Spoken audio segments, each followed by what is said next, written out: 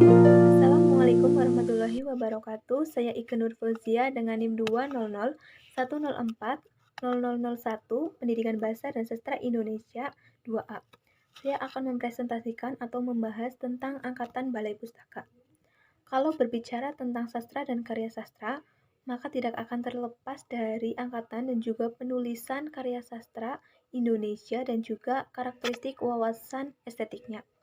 Karena sastra atau kesustraan dari waktu ke waktu pasti akan mengalami perkembangan sesuai dengan periode-periode sastra. Periode sastra itu bertumbang tindih, maksudnya yaitu sebelum angkatan kemarin atau angkatan lama lenyap, maka sudah timbul benih-benih baru yang lebih kritis dan juga kreatif.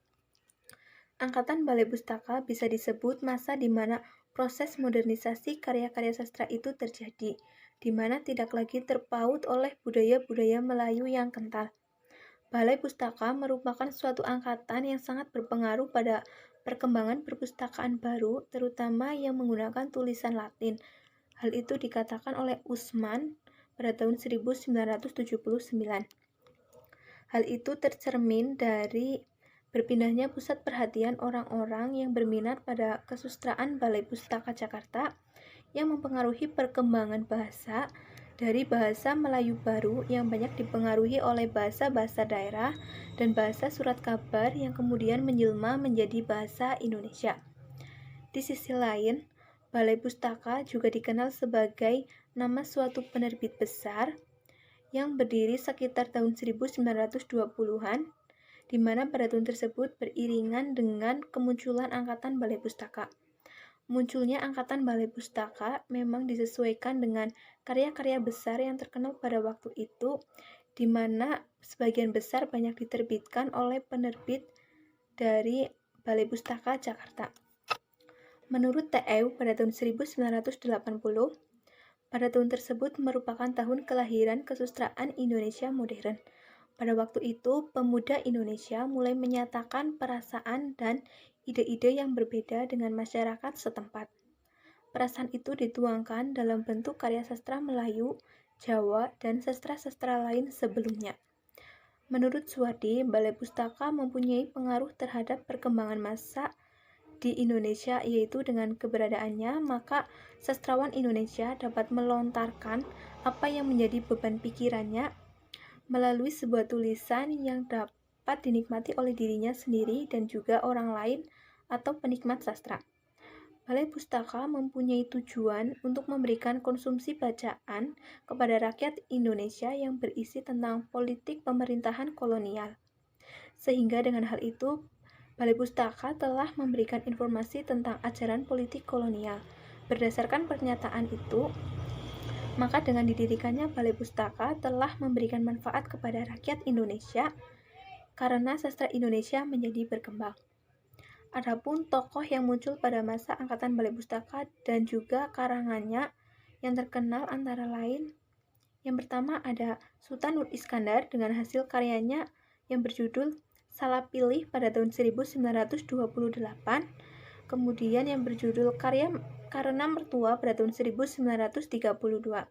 Kemudian ada Abdul Muiz dengan hasil karyanya yang berjudul Salah Asuhan pada tahun 1928 dan yang berjudul Pertemuan Jodoh pada tahun 1933.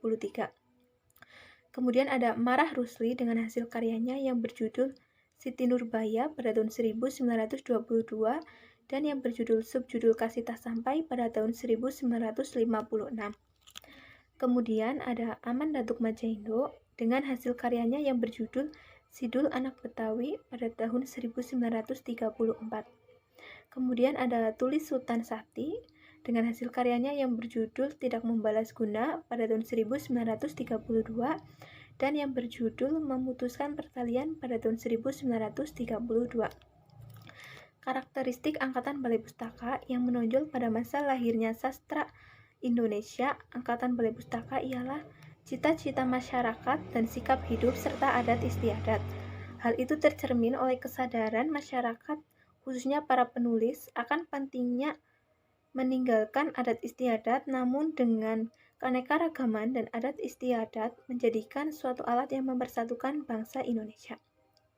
Adapun ciri-ciri Angkatan Balai Pustaka antara lain karya sastra angkatan Balai Pustaka pada umumnya hanya menceritakan mengenai kejadian-kejadian yang berkaitan dengan kehidupan masyarakat sehari-hari. Kemudian karya-karya sastra pada angkatan Balai Pustaka juga tidak berbicara mengenai politik, kemiskinan, dan nilai-nilai sekularisasi. Kemudian yang terakhir, penulisannya lebih bersifat kompromistis terhadap keadaan politik pada masa itu. Pengarang berusaha untuk bersikap ramah dan baik terhadap pemerintahan kolonial agar karya-karya yang mereka hasilkan dapat diterbitkan. Selanjutnya, karya puncak pada masa angkatan Balai Pustaka.